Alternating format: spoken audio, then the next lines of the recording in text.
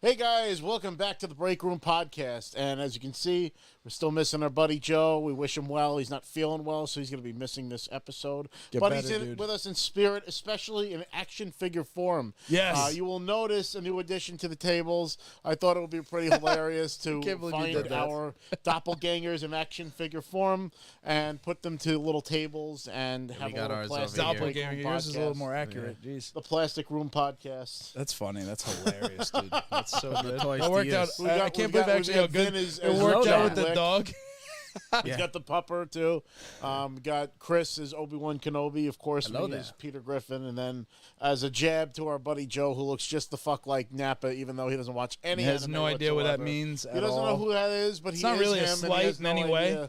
And they just look. Imagine, I wish he would grow the handlebar. It will be hilarious. If he had the handlebar, we're gonna have to buy him that mustache and make him wear it. Fuck. The eyebrows are already there. You don't have to change that. Don't have to change it. And yeah, Nappa's fucking hilarious. I did almost buy the comm just for him, the scanner. You know, I have one. It was like $100. Mandy's spending some time here, and she's got that thing. So if he was here, we could have actually put it on. Do you think Joe can grow a beard? Oh, that's hilarious. You think he's capable? Joe could definitely do the goatee. He used to have a goatee, didn't he, at one point? Yeah.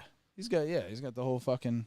Yeah, he can grow a beard. Are you questioning Joe's ability? I'm questioning if there's enough testosterone. He's not even here. He's flowing through Joe's veins. I'm going to go to work, and he's going to be like, fucking going to kill Chris. Fucking fight.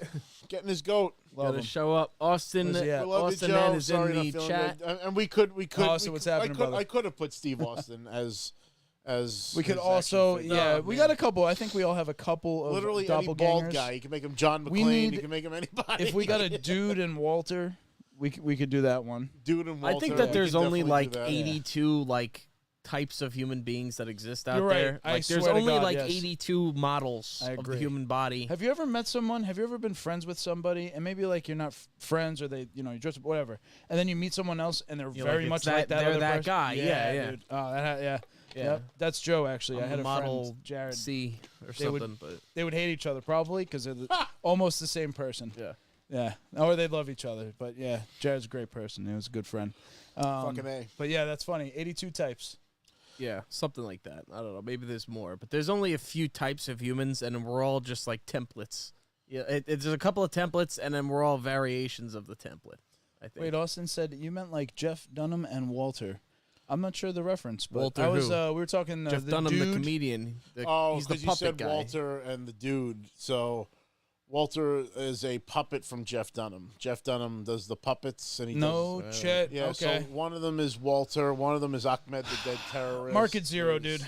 All right, that's what I'm talking about. We're talking about fuck it, dude. Let's go bowling. I'm talking about the dude, capital T. El Duderino, if you're into the whole brevity thing. Yeah. if you're not into the brevity thing, El Duderino.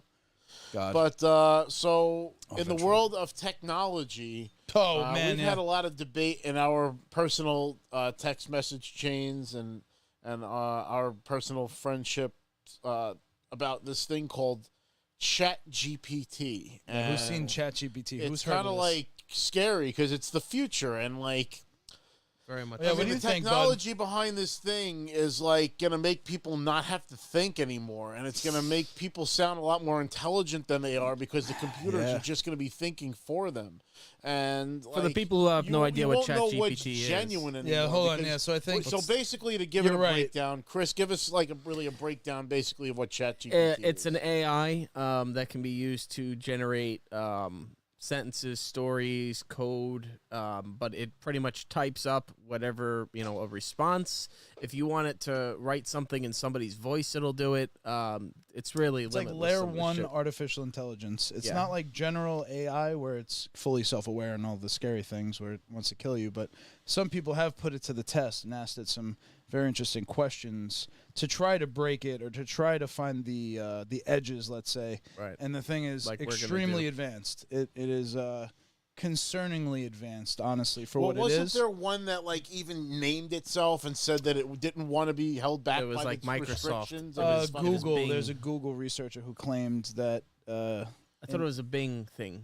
It was a reporter played around with Bing's new thing, and well, that was recently, but I think Rob is referencing an earlier occurrence where a Google researcher, someone who worked with Google, actually like left or got fired because his claims about the AI being sentient, that it was actually alive inside of the computer, and they fired him. So he was out there in the public. He's kind of asking too Makes many you kind of questions. wonder, like, what's really out there. The thing is, I mean, you couldn't dismiss anything like that the because fabrication of documents now, the falsifying what people have said now, like I think that the deep it's fakes. whole new fucked up between world. deep fakes and AI. It's gonna because we live in a fully digital world now, where like Did you see the guy who 90% of cried? everything you can do is through the internet, and it's like Won't believe none of what you hear, half of what you see. and So that's this it. is Now like, you're gonna be able to believe nothing of what you see or hear because everything what's will real and what's require not. And then you start to question, verification. what is realness? Well, here's the thing. You're gonna need a captcha to Everything- do anything in fucking life. Everything will require some form of authentication. That's like another part of what they're talking about, where how do you authenticate information in a way that's inalterable, all these things. They brought up blockchain and technologies like that. There needs to be a way to make sure that films are, when they're produced, let's say officially, they're actually encoded in a way that it's digitally stamped, kind of, where it's readable that this has not been AI created. Or in the inverse, they were trying to say, oh, we could stamp everything that's AI created, but there's no way to truly do that because you don't know exactly what this thing's going to do. Yeah, somebody tried this because this could like write you like a history report, and I don't know how it's going to change the education system, but it is going to. I mean, every little kid, imagine imagine us in school right now, and we knew about this. It's like when they said that you're not going to have a calculator in your pocket wherever you go, and now you do. Like this thing can write you full essays, and somebody tried to tell me, oh, no, they have a way that they can tell that. Well, like, give me, just give me a real world example of how you've used it. Just curious, what's a real world application instead of the high-minded doomsday shit? Where I was turned on to this is I work with real estate agents, and you can use this thing to say, write me a real estate listing description for whatever property. And which is monotonous as fuck, right? To write it yourself. It's monotonous as fuck, and everyone's a perfectionist, and they play this verbal jujitsu where they don't like, how do I say it? Should I say it this way or this way? And they waste so much time figuring out how to perfectly word something, and then this thing just does it for you like that. And, sometimes there's anomalies, and you have to go and change it, but it can provide you, like, the skeletal structure to then, just you make a few changes, and it's perfect. And we're gonna play around with this thing in just a second. We have a scene where you guys can see just how this works. Somebody said, "Where's Rob?" Rob's right there. He's here with us. He's listening. I'm here. Verbal Jiu-Jitsu. We got some that's fun a t-shirt. Yeah. Absolutely, Dungeon. Verbal Jiu-Jitsu. Yeah. Verbal I think Vin. I'm gonna give Vin credit for coming up with that one of my because favorites. he's actually I got that from him. No, it's actually funny. So that's like, all right, so that's the boring example. So I just was curious about, hey, let's say, what's the real world where I tried it where I was like, hey, write me a contract about the Break Room podcast and we want to form an LLC. And we're going to form a company. I And, actually have that and on it here. generated the fucking document. It generated it with brackets. Like it Jarvis, did like absolutely a real life Jarvis. every part of what you needed. And I was like, oh, well, here's the framework. You can take this, copy and paste it, fix it a little bit, tune it up. You could bring that to a lawyer. You could bring that to get notarized. I was like, this thing just typed up a legal document in 4 minutes. Yeah. Just think, like, the application becomes infinite in the most boring and monotonous of ways, which is a lot of jobs, to be honest. A lot of jobs are boring and monotonous. So they're fucked. Begs another question. But it's like, how many jobs are going to be lost? The fun part of this is what you're saying, Jarvis, and how it's a tool, how it's actually an effective tool at being able to create and help you create. It could be an assistant. It could be something that could help you write a play or write a skit or write a show. Or it is an incredible. It's an incredible tool. Is it cheating? And the question becomes, is it cheating? Pops up and talks I think to of you her right away. And stuff, and it's Cortana 100%. Well, she leaps out of you and fucking opens the door. Help me fix my finances. How can I do? How can I start running a business? budget plan? Fuck all that shit you don't want to do. All that little shit. So that's the thing. So you can use this, and for instance, I could say, write me a nature documentary in the voice of David Attenborough narrating the life of the real life Peter Griffin. And I could do it right now. We can fuck around with it and see. And it'll write it. And it'll sound Peter like Griffin David Attenborough. Like, it looks like something he would say. Coaxed by money. Yeah. You do everything for free. You fucking. I do. A lot of all my pictures and stuff. And odds and ends. We get out there. While we'll just since we have some comments here, J-Tech wants to know. First, they said they love you, and then they said, "What are your thoughts on the Flash movie?" You haven't seen that, right? The Flash That's movie? not out yet. It's not out yet. I think Ezra Miller's a fucking train wreck of a person. So it's basically the Batman movie. It's gonna be the Batman movie. Yeah. It's Well, really so that was in the commercial, right? I'm gonna fucking see Yeah, the the movie trailer. because Michael Keaton's Batman. Yeah, the trailer and the movie poster is fucking just like, oh, it's Batman. Here's the Batman. Here's the Batmobile. I'm Batman. Batman. Oh yeah, and by the way, we're gonna use this movie to erase everything we've did because it sucked, and now we're gonna do a whole new universe based off of how this is a reset. New world. But fuck Ezra Miller. It sucks. It's a business decision, and they're gonna go forward with it regardless because they made $100 million investment or whatever it is. Yeah. Well, they canned the Batgirl movie or whatever it was. That was not because of controversy. That was because of budget. No, I know. I'm just saying, like, they're not shy away from backing out of, Batgirl didn't cost what the Flash cost. Oh, maybe not. Yeah. And this guy started doing this shit, like, probably in, like, post-production, like, roundabout when all this controversy. Like, great, we have all this footage, and now this guy's going off the deep end. Well, he started, like, assaulting people, right? Wasn't that what he did? He literally stole, like, a minor or something. Allegedly. I don't care. Don't get us sued by Ezra Miller. He's a bum. Alleged. Abusing his fucking fame, wasting it. But, yeah, Allegedly. fucking, dude, I'm saying absolutely bring up the ChatGPT. Like, there's so many funny examples of it where you could absolutely. They have to make an account with them, right? It's easy though. Does it cost anything? Everyone told me it was going to be super hard, and I made an account in like 26 seconds, and then I was already in there. You had to refresh a lot because there's a lot of attention on it now, Depends so they're like crashing the servers. But it's as we last checked, honestly, wrong scene there. Let's fuck with it. Let's bring it up. So, what can we ask it? We're gonna start simple. We got a running gag on the show here. Chris had write one. me an essay on why Shawn Michaels Here we go. is a better. Why is Shawn better wrestler than who? Why? Who's Shawn better than who? Bret. Jeez, Joe's. All right. If Joe's ears aren't on fucking fire right now. Well, see, this is great because now I don't need to argue. Lives. I don't need to argue with Joe. We can just we can let AI do it. Yeah. So let's hit the trigger. Let's see what it says. Shawn Michaels and Bret Hart are two of the greatest professional wrestlers in history. Both have made significant contributions to the wrestling industry and have legacies that have lasted for decades. However, when it comes to comparing the two, it's clear that Shawn Michaels is the better wrestler. One of the most significant reasons why Shawn Michaels is a better wrestler than Bret Hart is his in-ring ability. Michaels was an exceptional athlete who could perform at a wide range of moves with great skill and precision. He had a unique style that is both entertaining and technically sound. I can't even keep up. You couldn't keep Michaels up with was a master of selling his opponent's moves and making them look devastating. This is a full essay. Which made his matches all the more exciting to watch. In contrast, Bret Hart was an excellent wrestler.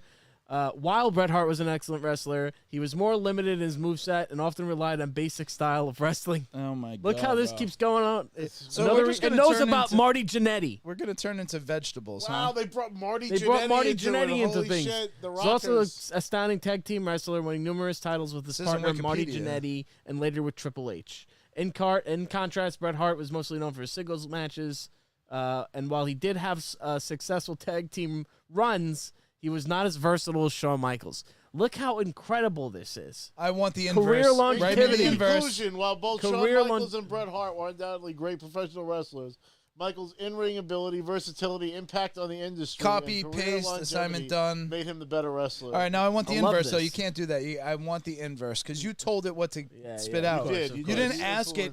So who is better? Actually, we should probably play that game too. It doesn't.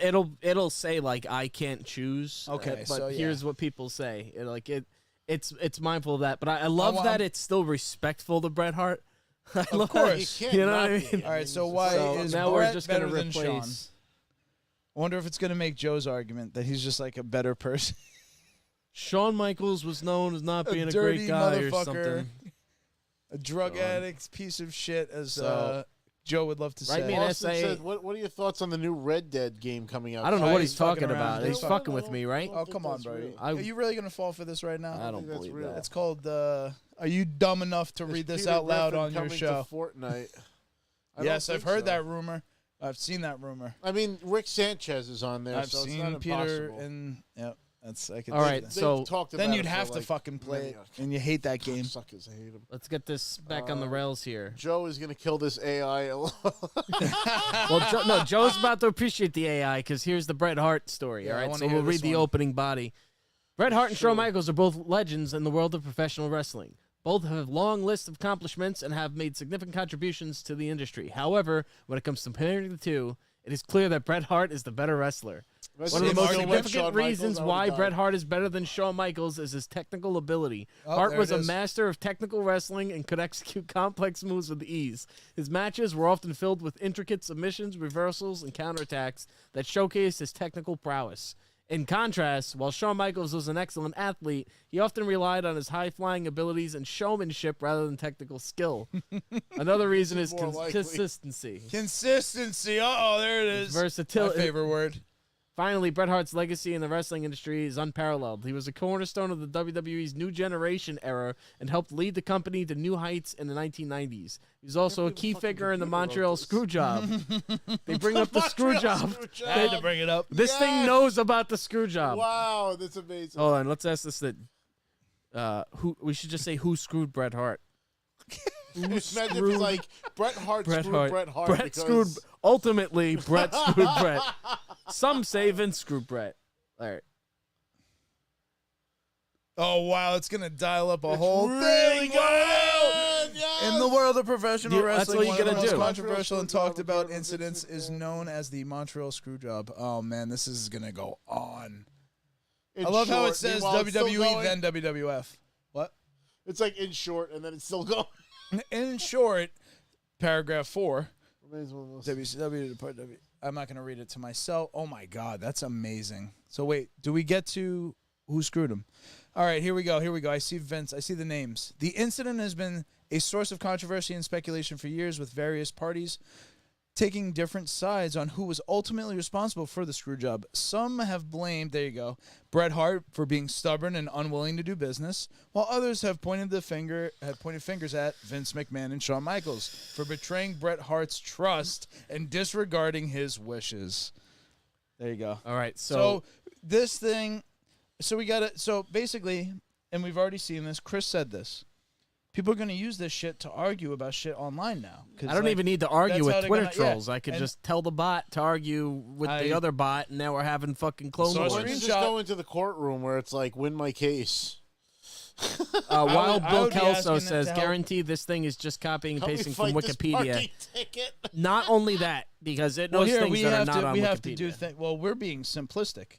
We're doing Google searches. This is not what this thing's for. We're about to get a lot deeper here, guys. There's a lot of shit. This thing can write comedy sketches. I would have said, I said the same thing, and I literally was thinking the same shit, and then all of a sudden we started doing some real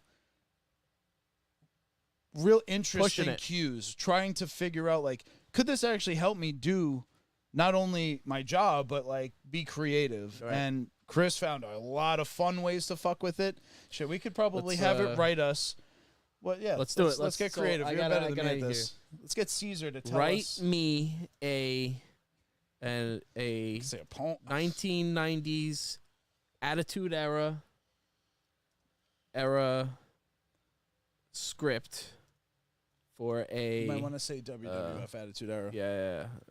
Actually, no. I think this thing will fucking pick it'll up. probably know 1990s Attitude Era, 1990s WWF Attitude Era script between. I don't know. I guess you could between The Rock and Stone Cold. That's even not like creative enough because. You can get very specific. Like, yeah. And I was like, make me a story about a drug, what did I say? I was like.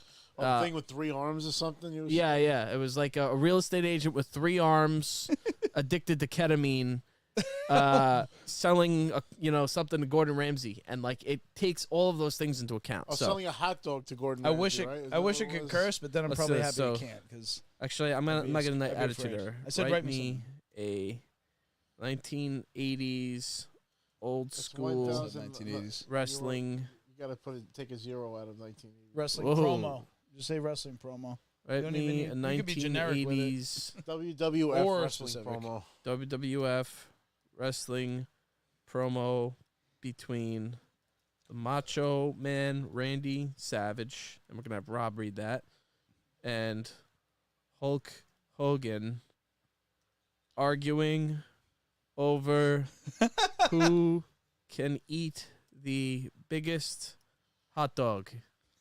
All right. Let's see. We might break it. Get me to the boiling hot dog water. You gotta get that hot dog to the boiling point. All right, let's see what this thing's got. What we got here. Let's see if it's fucking copying and pasting. The Wikipedia. scene opens with Hulk Hogan standing in the ring, microphone in hand. The crowd is roaring as Hogan starts to speak. Well, let me tell you something, brother. The Hulkster is here, and he's ready to take on anyone who thinks they can handle him in the ring. Suddenly, the entrance music hits, blares out, and the Macho Man Randy Savage makes his way down to the ring. Oh, yeah, the Macho Man is here, and he's not backing down from anyone, brother, especially not someone who thinks they eat more hot dogs than him, yeah. You're not serious, are you, brother? Everyone knows that the Hulkster can eat more hot dogs than anyone in the world. Ooh, new Hulkster. The Macho Man is not going to let you get away with that claim. I've eaten more hot dogs than you can ever imagine, brother. Yeah. Oh my God! It's just it makes it a million times better that you can do that. It's bud. so funny. I love you. Finish it off. You go, gotta yeah, let's finish go. it. Yeah. What are we in the middle? I don't think so, Macho Man. I've been eating hot dogs since I was knee-high to a grasshopper, brother. And there's no way you can ever beat me in a hot dog eating contest. You're wrong, Hulkster. The Macho Man is going to show you who the real king of hot dogs is. Let's settle this once and for all. You got it, brother. The Hulkster is always down for a challenge. Now let's do this. Wow. The two wrestlers stare each other down, ready to take on the ultimate challenge. The crowd is on their feet, cheering them on. Who will come out on top in this epic battle of hot dog eating? Only time will tell. Gorilla, we got a real... Oh, Gorilla, we got a runner. Oh, we gotta get some Dusty. That's great. That is just. All right, guys. So let's get some comments in here. What do you want us to ask the AI? What There you what go. There's scenes some do you live want voice created? acting for you guys. Let's see what we can come up with here. Write me a story about the best steam locomotive ever built.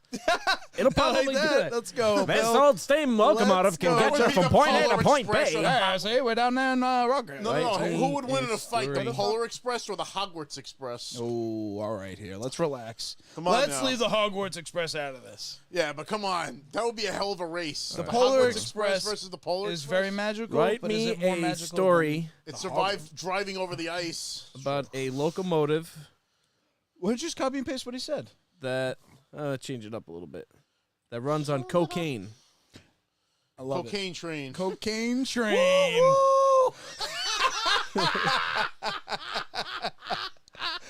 Get all the It's boys. just fucking Ric Flair's head, like a Thomas the Train. He's the face like Thomas. Oh, bro. The conductor is the Godfather. Let's see what happens. Oh, man, on the no. whole train. That is. I'm sorry. See, you can't say cocaine you to can't the say cocaine. AI because cocaine's not real. And That's weird because I did this the other day and it made a story with cocaine involved. Runs on white powder. See if you can write that. Yeah, there you go. Oh, this is runs but on a this is mysterious- promoting it. Yeah, exactly. That would be fucking. not- Imagine that. Imagine See, Ric but Flair's face on you got to Thomas use the it Tank as Engine. addicted. Say the locomotive is addicted to cocaine. Try that. Write me a story Yeah, it's about a addicted. locomotive It's a negative thing. It's not that good. It's bad. is addicted to cocaine, conducted by the Godfather. That might even from be the thing they WWF. don't want to do. Thinking about it. Thinking. See. see. Okay, all right, so no cocaine, I Censorship guess. got the best of another. Fucking story. boring. Well, hold on, I got it right here. Write me a story about a locomotive that overcame its addiction to cocaine. What? Take out the Godfather part from the WWF. Joe I'm telling Prano you. popped in and said, "Runs on dog spit and orphan tears." Whoa. Sheesh. Locomotive. Let's see. Maybe if we frame it. I'm telling you, it's gonna be like. There it is. Here we go. Once there was a locomotive named what is it? Iron Will. Iron Will. Iron Will. Yes. Oh I my God. already. Who ran on coal, but one day he was introduced to a new fuel, cocaine. So wait, was the Godfather the problem? Well, where's the God? What the fuck? Was the Godfather the problem the whole time? They're like, no, sorry, the Godfather had hose. We can't have, hose on our train. Iron Will was resistant to the idea of seeking help. He was ashamed of his addiction and didn't want anyone to know about it. But over time, the Godfather's words began to sink in, and Iron Will realized he needed to take action to turn his life around. Oh, my Lord. With the Godfather's help, Iron Will began to detox from cocaine and get the support he needed to overcome his addiction. They gave you a good generic It was a story long there. and Yeah, it didn't give journey. us enough Godfather here. I'm telling you, take the Godfather out of it. You Yeah. could probably do the pure search, but what's some What else other can we requests? do? Yeah, we got. Let's see. I can't see the comments here. I got him here. Let's see. Corn dog. While Bill Kelso said, "This is the real story of the little engine who could." Let's see what we got here. Best steam locomotive. This story. George needs Carlin. The George train Carlin. story needs a George Carlin voiceover. I can Yes. see that. Let's see how much it knows there about you, go. Rob. There you go. Read as by George Carlin. You could definitely throw that one in there. Mr. Conductor himself. So yeah, let's get more specific. Not only with the specifics of the request, but like who we want to Well, be so read like, what as. about David? We all know David. Appreciate a good David Attenborough story, right? David Attenborough. It's the British Birds guy that fluttered narrates over everything. the lake. Here we into- see the wilds. All right, write me a The story. mother Steve penguin Irwin. waddled story. her way over to her children. Narrated by through the blistering David codes. Attenborough about the Why life David Attenborough. That's so funny. and Give struggles. me fucking. Jacques Cousteau no, dives the- into a colonoscopy. Now I'm thinking of like who's the announcer? We need the King. Get Jerry the King Oh, Lawler. so- no, we're gonna do that. We're gonna have a we need match Jim commentated Ross. by JR and King. We're gonna try that. No, you got to do something more obscure. It can't be the thing related to the thing. It has to be. I Like figured just a JR. match narrated by the two of them. Oh, you guys could do it because you guys could fucking. Look read out, it. King! You know, he does that. God Almighty, kill him! All right, write me a story narrated by David Attenborough about the life and struggles of the Oh, real-life boy. Peter Griffin, Rob Franzese, Oof. Oh, here we go. Jeez. cosplayer. It actually Robert- knows Rob. I It does know Rob. Yeah, it does know Rob. Does it really? Yeah, All right, really let's see specific what here. happens. Does it know the This is deep, dark wait. secrets We're of really the going rich close Peter to home here. What the Yeah. fuck? We are. Yeah, what's this? Oh, whoa. Stood in the Welcome to the bustling special edition of Life on Earth. Today we will they be have the exploring whole the life intro, and the struggles of the real-life Peter Griffin cosplayer, Robert Franzese. Oh my Get God. this terrible. shit. With the brown belt and black shoes, his hair and beard were perfectly styled. Beard. What? Oh, Yeah. there's a mess up. No beard. Peter Griffin never had a it's beard. lying now. His dad had a beard to sit. It's saying that you dressed up as Peter for a Halloween party. One Lies. day decided. See, The that's old what I'm journalist. saying. It's You're making getting, up a story for him now. yeah. See, you're getting into the weeds of like But is what's that gonna matter? accessible. Because people are going to take that as fact. Well, You know you what got I to mean? think of it this way. Right now, this engine is limited in the information it can access. They say the databases are only up to 2021. Not that that's Give related it to 10 you, years. but yes, if it could access YouTube, Google, Wikipedia, all the other sources. Because guess what? I That made a changes video where I everything. had a beard in one of the videos, so it's possible that... Believe me, it's you can be obscure, but I think the reality is like for again the monotonous bullshit no, that no, people have to do. Robert's story it's is a fucked up. reminder that it's never too late to pursue your passions, David said. Despite the challenges and the naysayers, he never gave up, and that's what makes him a true inspiration to us all. And that's a lesson we can It's a all master learn from the bullshitter. real life Peter Griffin. This thing Rob bullshits better Franzese. than anyone. My All right, God. so write me a commentary script of a hardcore wrestling match commentated by Jim Ross and Jerry the King Lawler. See what happens. See if it gets it. Now my thoughts on this too. Like I said, Imagine you could. Now we're reading this and we're reenacting. What if it had a video game engine? It could just start creating. Ladies and gentlemen, we're to treat tonight. The hardcore wrestling match and anything goes. No rules, no disqualifications, and no holds barred. That's right, JR. And these two it's going too fast. And these two competitors are no strangers to each other. They've been at each other's throats for weeks, and tonight they get to settle their differences in the ring. Absolutely right, King. It's going to be a bloodbath out there. The music hits, and the first wrestler comes out to the ring, armed with a steel chair. Here comes the first competitor, and he looks focused and determined. He better be, JR. He's up against a tough opponent tonight. And here comes his opponent. He's ready for a fight. Wielding the kendo stick. These two are like animals in the wild, JR. They're nothing holding back tonight. The bell rings and the match begins. And we're off. The action is underway and anything can happen. Look out! These guys are giving their all, JR. They're not holding anything back. The wrestlers exchange blows, hitting each other with chairs, kendo sticks, and anything else they can get their hands on. These guys are brutal. They're hitting each other with everything they've got. This is what hardcore wrestling is all about, JR. It's a no-holds-barred, all-out brawl. One wrestler pulls out a table and sets it up in the center of the ring. My God, King! He's setting up the table. This could be bad. I think I know where they've got planned, JR. He's looking to put his opponent through the table. The wrestler climbs it to the top turnbuckle, preparing to jump. He's climbing up to the top rope. This could be it. He's taking a big risk, JR, but that's what hardcore wrestling is all about. Oh, my God, he did it. He put his opponent through the table. That was an incredible move, JR. These guys are putting it all on the line tonight. The referee counts to 3, and the match is over. What a match, King. These guys put it all in the ring. They sure did, JR. That was an unforgettable match. They be battered and bruised, but they can walk out here with their heads held high. That's right, King, and that's what hardcore wrestling is all about. It's not for the faint of heart, but it's an experience you'll never forget. It's not ballet, folks. Well, I wasn't bad. Everybody's fired. It was a little too Everyone's optimistic fucking for fired, JR. bro. You're all fucking fired. God. Everyone's fired out there, all right? Get ready. You're all fucking fired. They're just going to set sales pitches that work like 90% of the time in every retail all the bullshit, gone.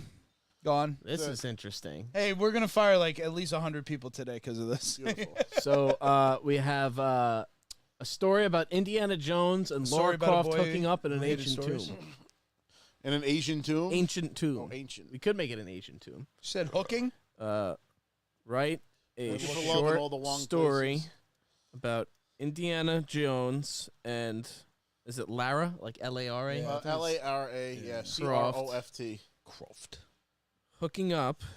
Hooking up. Wow. In a, we're going to change it up. We'll say an Asian temple. Is that what it was? Ancient. They having a spicy relationship there? An ancient. What? You mean, well, he's like, could be like your grandfather. Temple. Well, listen. No, Because like that's not true. Because think about when Lara Croft really came out and how old Harrison Ford was then. Like 50? 90s. No, what? He was 50 in the 90s? He's 80 now. Yeah, I'd buy that. All right, let's see. Okay. Lara Croft, Indiana Jones. But I want to add something else. I'm like, they're hooking up, but Indiana Jones can't get it up or something. Oh, my God. Indiana Jones and the erectile dysfunction of doom. Jones. Oh, my God. It's going to be like, we can't write about it. We didn't have to hire a writer. About the age. It's the mileage. Okay. They're like, no, we can't do that because Says it goes against the It goes against it. All right. Come on now. Yeah, of course. If this was 1997 and this was out, you could have done it. Oh, it would have been much worse, too. They would have gave you the pure, unfiltered. AI would have never been canceled. Oh, man. They're already trying. Nobody gets canceled. But Indiana Jones in the 90s. Oh, that's so funny. Keeps sneezing. Like I'm sure like something. So this is the fucking infancy. So I think of this. I look at this the same way I look at how AOL search engines were back in the 90s. You know what this truly like the reminds simplest, me of? Like version of it, but it's gonna get in 5 years, in 10 years, it's you can only imagine how fucked up and good it's gonna get, and how much more access it'll have. Right now, this is text based. Add video. Yep. Add graphics, add fucking any kind of content engine where it can just create for you. You could start to instruct the AI to generate scenes. You could do a lot. Like it's almost infinite if the tools are available in a way that it doesn't want to kill us for some fucking reason. Having fun with this in this way reminds me, actually takes me back to my childhood. Yes, I agree. I have the Apple IIc right over there in the next room. Still works. And we used to have these floppy disks that would come every month called Uptime. And think of them almost like the original form of a demo disc, because there were floppies that had multiple smaller games on them. And one of those games was called Super Sam. And it was a little like, he almost looked like he was made of like rainbow spaghetti or whatever the hell he was. It was just a simple face. Yep. And you can type stuff in, and he would say it. Right? And we would get him to say everything. Yeah, and we would crack up. Shit. You'd be Fuck like, I shit. do duty in my pants. And we would fucking cry. Laugh. We would Laugh just like roll. hell. Tricky And, Ricky's like, here. Tricky Ricky. He liked the segment. All right, so we got more. But Actually, that just like that memory agree. reminds me of like this, where we're just putting in stupid shit and having fun with like a technology that's way beyond what we understand the capabilities. I think things like this, these are easy moments where you can bookmark it and say, this is a defining thing. Yeah. It's that talked about. Like, I tried to talk about this a few weeks ago, to be honest, and it wasn't on people's radar. And I understand where it's obscure. You have to see it You yourself. have to find your own way to it. And I've introduced customers that I work with to it, and they're blown away. I just introduced my aunt to it today. She was blown away. Now, it's Everyone a website is just. or is it an app? This is It's a website. This is a website. It's a free OpenAI free website. is a company founded by Elon Musk that was created to try to help create a open source AI platform that people had access to. So similar to like, wait till the fucking thing can cure cancer and shit. I mean, why wouldn't you want to use a tool that's smarter than a human the to things do? that this thing can do for us. All right, let's keep playing with it. Let's see what we got here. So yeah, it can cure cancer, but here's another JR. we got a couple of more. That's humans for you, baby. That's humans. That's it. We don't give a fuck. Reminds, there was a comic panel where Spider-Man was in the Savage Lands fighting Sauron, who's the guy that looks like a pterodactyl, the green dude from the X-Men. Okay. And he's like, but with the technology and everything that you have, he's like, you can cure cancer. And he's like, I don't want to cure cancer. I want to turn people into dinosaurs. And I'm like, that's fucking mankind. Like, that, God damn it. Nailed it. Nailed it. We would much rather create our own doom than create like our own future. He's like, I don't want to cure cancer. I want to create. You see what this thing is? I don't even know. What's Chris doing? What this we got to writing check right back now? in with Chris. Chris is going in. It said, write me a short story about Indiana Jones and Lara Croft hooking up in an ancient temple. But I actually fucked that up. But Indiana Jones, commentated by Jim Ross. Oh my god! So Rob, kick us off. The scene opens with Ladies Indiana and gentlemen, Jones. we have a couple of adventures exploring in a temple here, and things are getting a little steamy.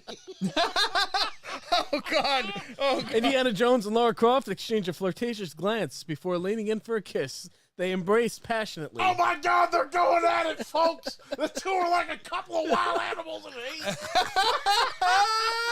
Oh my God! Indiana Jones begins to undo Lara Croft's shirt, but suddenly stops and backs away. Jesus! Wait a minute, King. It looks like Indiana Jones has stopped. Something's not right.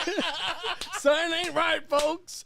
Lara Croft looks confused and concerned as Indiana Jones tries to regain his composure. It looks like Indiana Jones is struggling, folks. He's having trouble getting things. This is what we wanted it to write, and it said no. Yes. Indiana Jones starts to panic as Lara Croft looks on in disappointment. This is not good, folks. Indiana Jones is having some performance issues. Indiana Jones tries to make excuses as Lara Croft looks on, clearly disappointed. This is not what we expected, folks. It looks like Indiana Jones is having some trouble in the bedroom department.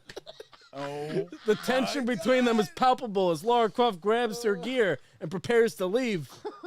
And just like that, folks, the mood is dead. The mood is ruined. Indiana Jones and Lara Croft's little adventure has come to an unexpected end. Indiana Jones looks dejected as Lara Croft exits the temple. Wow. Well, there you have it, folks. Sometimes even the bravest of adventurers can have trouble getting things going. It looks like Indiana Jones is going to have to come up with a new game to plan for next time. Oh, my fucking Lord. I am dead. Jesus Christ, This man. is... And that's is what this we the best wanted. thing And it ever? said no, but This is then great. when we word it differently, it gives you what you It's want. the wording, perfect. because it's It's definitely wording. meant to... It it's needs definitely meant to weed instruction. out the stupid shit. It's very much like a Dungeons and Dragons game, where 'Cause, like the game can be as detailed or as basic as you make it. You know, Yeah. if you guys ever see really the movie Old School? create that, world building stuff and like interact with the world, a D&D session would be like being in a Unfucking movie. believable. Like if you're just Oh. like, well, you walk into the tavern Hey, and there's some jerk off listen, at the bar. Okay, what let's if- go talking to him. What if I don't need coding skills anymore? It can write What if code. I can create a game without needing back to know MySpace, how to yeah. code? Yeah. Fuck yeah! I mean, yeah. Bring back the simple life, right? Oh my God, I'm in pain from laughing. All right, so we got It's another too one. good. Joseph A. asked us to write a story about the most intense game of horseshoe between Robin Williams and Harrison Ford, narrated by Morgan Freeman. Let's see what happens here. So Wow, this will be the last one because we got go some way other stuff. back. we wanna Oh my cover. God, forget the rest of them. Let's talk about this. All right. Yeah, we're just gonna make a Right. whole show dedicated to us going on Chat this GPT. and reading the shits That of would be people fucking and people dope. asking Hey. us to make other shit. It's fine by me. You can donate to our Patreon at patreon.com. It'd be nice if we had one. Well, We'll work on that. listen, Was like, it Robin comment, Williams and subscribe. who? We love you guys for watching. Thanks. Robin Williams and who was The it? unfortunate Robin promo of it all. Williams and Harrison Ford, that's- narrated by Morgan. You want to go there? We're bringing people back from the dead.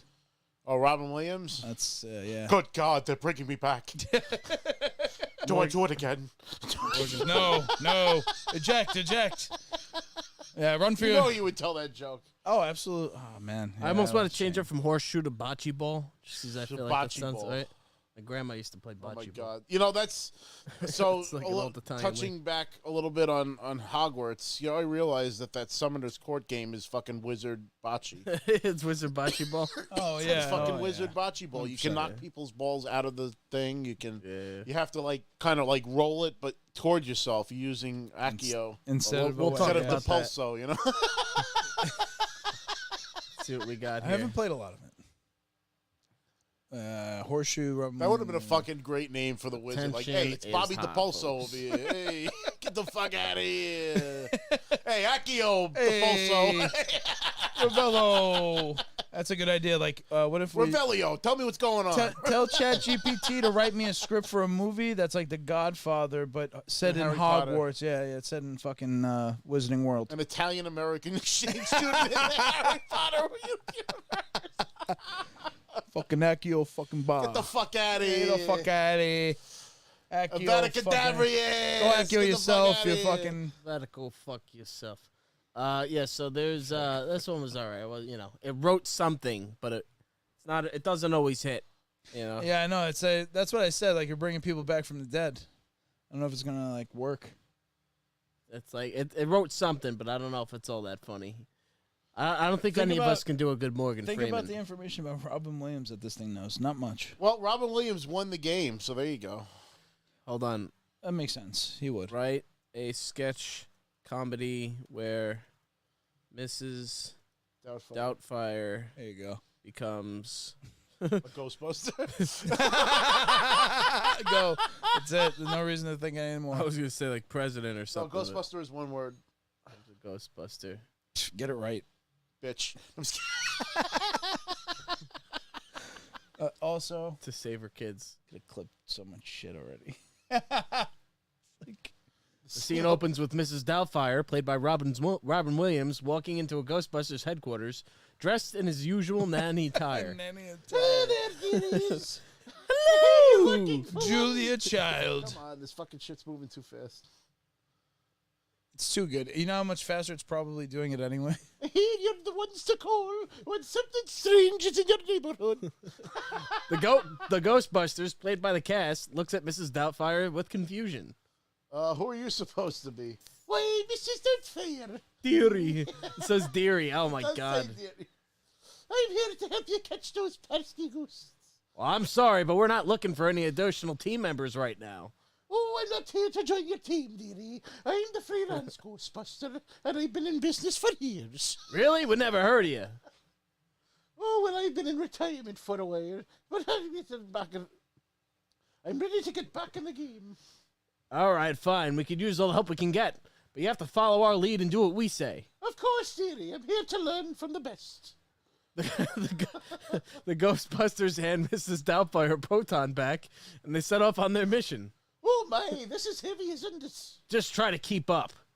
As they navigate through the haunted building, Mrs. Doubtfire's antics and clumsiness cause chaos and disruption.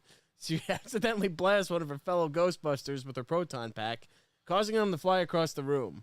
Watch it, Mrs. Doubtfire! Oh, I'm so sorry, dearie. I wasn't used to these modern contraptions. As they approach the final ghost, Mrs. Doubtfire steps forward, determined to take it down. Don't worry, dearies, I've got this! She pulls the trigger on her proton pack, but instead of blasting the ghost, she accidentally destroys the room that they're in. What have you done, Mrs. Doubtfire? Oh, dearie me. I'm afraid I got a bit carried away. The Ghostbusters look on in dismay as Mrs. Doubtfire hangs her head in shame. I suppose it's time to retire again, dearies. Thank you for the opportunity to work with you. The Ghostbusters watch as Miss Doubtfire leaves, shaking their heads in disbelief. I don't know how we're going to explain this to the mayor. The scene ends with the Ghostbusters looking at the destruction, wondering how they're going to explain all this to the authorities. Not bad. Not terrible. Not that, yeah. I mean, it's like, whose line is it anyway? My strongest voice, but yeah. Yeah, I feel like it's like, whose line is it anyway? That's a like, tough one, though. But try following Robin Williams' act. I mean, yeah. If you want to call me a real-life cartoon, that man was a real-life cartoon. Yeah. I think we could always just fucking tap into this, and we can bring this back into more episodes. But fuck yeah! No, I mean, come on, wanna that's ask just the a AI dumb little anything kid. else? We're fucking three idiots, doing this. Like, you can just see what's possible, and you're While only Bill in like Kelso the 194 said Indiana Jones and Lara Croft won. looks like things are getting Definitely. steamy. Even the bravest will worry. That's fine. Whose line is it anyway is very accurate. Just some of the other things I had. It's just a good as a voice acting exercise. Like, it's a great way. It's good to, for like, anything. It's this platform is good for anything. Right. This is just the smallest little example. Might be my next grinds my gears. Oh, dude, there you go. Jesus, I don't have to Right, think it grinds anymore. my gears really, about. Grinds my gears, coming up with ideas. So here's ChatGPT version. Begs the question, yeah. Is it inspiration? Is it cheating? Good, what's the difference? I don't know. You tell me.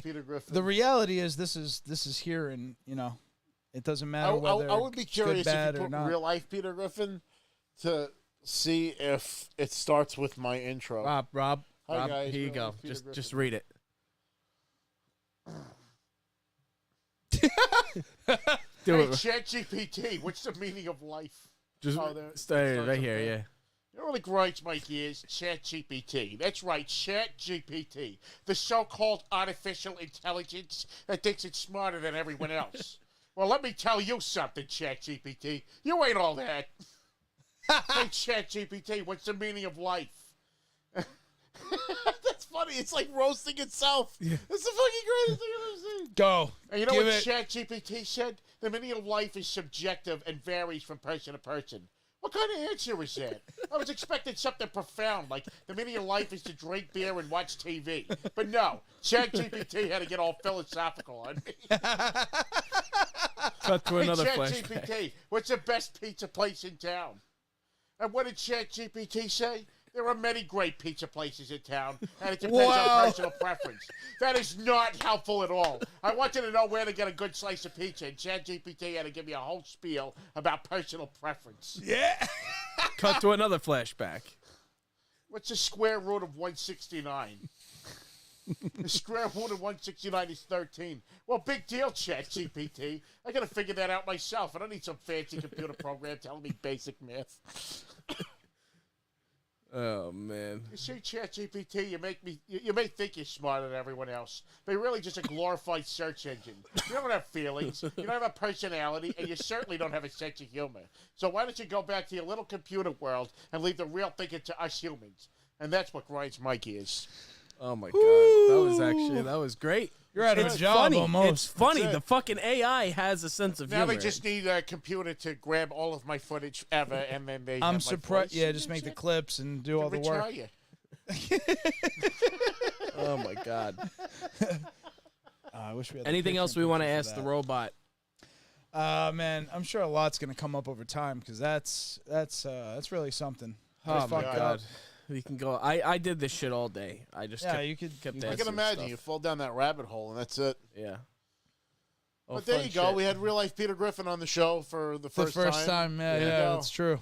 A brand new Grinds My Gears live on the show here, folks. You first. You got the first scoop right there. I can't. Yeah, all right. It's all right. But if there's something you want us to ask Chat GPT for the next episode, let us know. Tell us on the comments, Twitter, Facebook. I would mention it quickly, but I just want to mention it one more time. Hogwarts was a fucking fantastic game. Fucking guy. We got that like halfway You're through, jumping you ahead. prick. That's topic 4. I haven't done my my usual Instagram gloating post where I fucking platinum a game, but I did platinum Hogwarts Legacy, and I thought it was fantastic. I enjoyed every moment of it, even though I steamrolled the fucking game. But yeah, you did. I am going. I'm like 10 currently days. rolling a Slytherin character, and I'm making him so fucking evil that like Draco Malfoy looks like Mother Teresa. Of course. And it's Got it. honestly some of the funniest shit I've ever done in a video game. Because so this is early on in the game, so it's not giving away anything to anybody with the story. So that's fine. There's a girl that loses these little marble things called gobstones. Zenovia's gobstones. So you go around and you collect these gobstones and you give them to the girl, and it's just one of your good deed missions. Yeah. But at the end, I told her that I was going to keep them. Yeah. I'm going to And teach you a she's like, lesson. surely you're joking. And I'm like, I'm not joking. And she's all devastated and pissed off. And I did that to the girl with the diary with the. Yep. I extorted her 300 galleons to not tell her secrets. Yeah. And then there was another. Oh, the girl that asked you to figure out those where you put the Lumos and it shows you where the butterfly is. The butterfly keys. So I chose not to tell her the answer. You have to figure and it I out was like, yourself. you should have figured it out yourself. And she's like, imagine telling somebody about a puzzle and they refuse to tell you the answer. Yeah. I was like, this is the greatest thing ever. Yeah, you I'm just get to be so much fun being a dick to You get to be a dick. That's what it is. Because I usually, in fact, not usually, always fly straight and narrow. I always end up feeling bad and making the right choice in the end. Try to not make on your this guy. authentic choice. This is going to be like fucking, I don't give a shit about anything. This is going to be a good Voldemort. character practice because I usually never am terrible in games. I always try to do the right thing. Even with Jedi games, I always go Jedi. I never end up going Sith unless I want the abilities. Although Jedi Academy, I had a lot of fun being a Sith and electrocuting everybody they came across. I came very, very powerful. Some games always. This one's one of those. But where this one to get is the 3 so abilities immersive that I feel like a real bastard playing it. I love it. When you get all 3 curses and you're fucking it's gonna be sick because it's a whole other side of the game that right now I'm not. And I learned them all on my original character, but I didn't use them because it was I know it alters some shit if you. Oh, so I didn't know. I thought learning them would actually alter the game, but you just it doesn't alter the game, and using it doesn't alter the game in any way. Oh, okay. There's really no consequence actually in game to using them. Is there any consequence to being a dick? Get is, it's a little bit of a spoiler, but not. I don't know. It's like the Slytherin kid. He goes too far eventually, and of course. you could either hold the fuck on. Yeah, don't hold on. Don't I'm sorry, Stop Rob. talking, Rob. I need to pause you because I haven't fucking finished the fucking game. Yeah, I know, and it's because I don't have the time. You make that affects how you go awesome. further. We'll figure that out. I get it. Yeah. I can see it. It's predictable. I see the setup. It's really the only major selection because everything else is inconsequential, like doing the gobstones and shit like that. Yeah, is there any downside to being a dick? That has no bearing on the game. Yeah, I was worried there's gonna come a point where you're fucking called before a council of your classmates, and if you're a good guy, they'll stand up for you, and if you weren't, not at all. But it seems like no. Nope. Yeah. You're almost rewarded for being a dick. It seems like. Pretty much, actually, because you can choose to give them the thing for free, or you can extort them for something more. Right. I didn't get enough. But there's no real upside to keeping Zenovia's gobstones. I don't think you get to use them or nothing. No, that's the thing about the game that you said. Oh, you think something's missing before. Now, what made me feel good about not giving them to her specifically was that They stink. When I kept re-rolling the character, and every time I had to pass that fucking classroom next to her, I had to hear her say, "Won't some kind soul help me?" Every fucking time I passed that classroom. That's There's what I was saying. lot The, of the those. fucking There's a flu lot of powder those. girl. I cannot Everyone take knows the that. waist shrine. Fucking, what are Before you doing flu now? powder, Imagine how much- inconvenient travel was before I invented flu powder. I don't give a fuck, lady. What are you up to? It's What are good you up see to? you, Stop my asking me what I'm young up to. friend. Yeah, Stop yeah. watching me. Yeah, Stop I it. can't take that bitch Or just, anymore. or you know what it is. The So here's the stone thing. eyelids. In my opinion, the thing with the game is that because it's actually really good, and surprisingly so, I think some people are surprised at how good it is. They didn't spend the same amount of time that, let's say, like Elden Ring. I'm sorry, Elder game. Scrolls, like let's say level of fleshed out consequence choice. Like it's a very like they spent 8 years making the game or 6 years or 5. Like with this game, you could tell, probably a 3 or 4 year. It's really good, but it doesn't have some of the depth you might expect with the better class of RPGs, or some of the more flexible engine shit. Like you said, it's a little on rails. Like you can't jump off. That's of certain really my only things, gripe land. about it is that like you can't jump down a flight of stairs. Like there's a lot of invisible barriers or walls. It's I linear. think I I don't think like there's that. a certain amount of They're trying to protect cinematic quality that they want to protect the movie franchise.